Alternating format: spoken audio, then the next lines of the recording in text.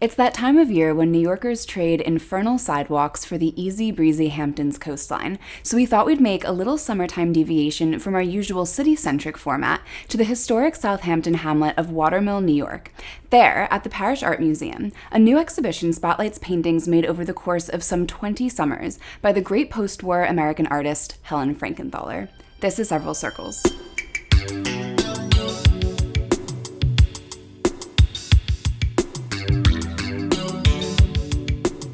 Helen Frankenthaler was a defining figure of mid-20th century American art. With an extraordinary language of abstraction, she worked across sculpture, printmaking, woodcutting, and even set design, but it was her imposing paintings, replete with gestural swathes of emotive color, for which she ascended the ranks to modern master. Frankenthaler was born in New York City in 1928, and as the daughter of New York State Supreme Court Justice Alfred Frankenthaler, she enjoyed an upbringing rife with opportunity.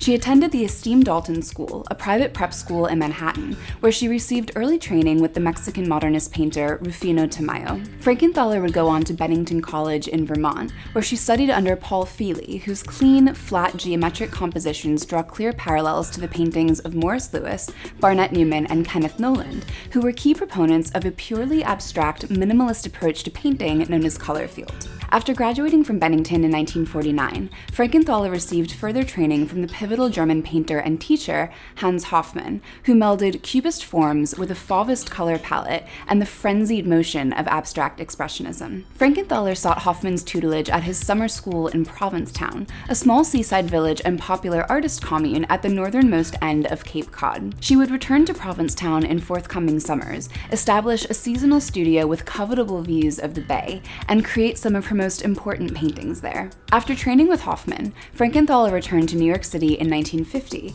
and had her first solo show at the Tibor Denage Gallery in 1951. But it was 1952 when a 23-year-old Frankenthaler created what's considered her first true masterpiece. Entitled Mountains and Sea, this was the first composition that she made using her invented soak-stain painting technique, by which she thinned oil paints with turpentine or kerosene and poured them directly onto an unprimed canvas laid face-up on the floor.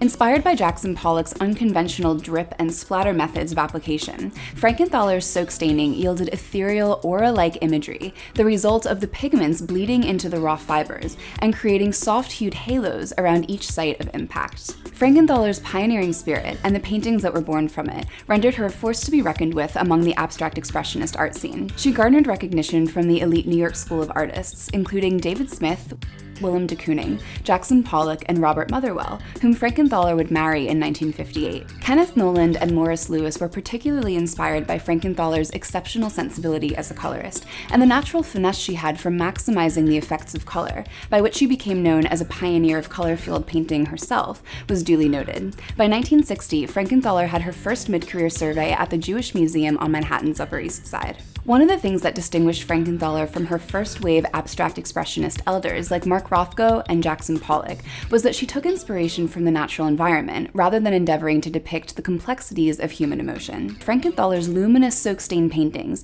and rich acrylic compositions like Summer Scene, Provincetown, Seeing the Moon on a Hot Summer Day, Canyon, Savage Breeze, and Essence Mulberry distilled her impressions of the landscape into ecstatic colors, textures, and organic forms. After Frankenthaler and Motherwell divorced in 1971, she established a second studio in Darien, Connecticut, where she pursued additional forays into printmaking, welded steel sculpting, and woodblocking. She taught at NYU, Harvard, Princeton, and Yale, and continued to exhibit at major New York City institutions such as the Whitney Museum of American Art and the Museum of Modern Art. With a prolific and influential career, Frankenthaler died in Darien in 2011. From August 4th through October 27th, 2019, the Parish Art Museum's exhibition entitled Abstract Climates, Helen Frankenthaler in Provincetown, presents key artworks produced by Frankenthaler during the many summers she spent on Cape Cod. From her days training with Hans Hofmann at his local school, to her time working as a professional artist in the popular coastal commune between the 1950s and 1971,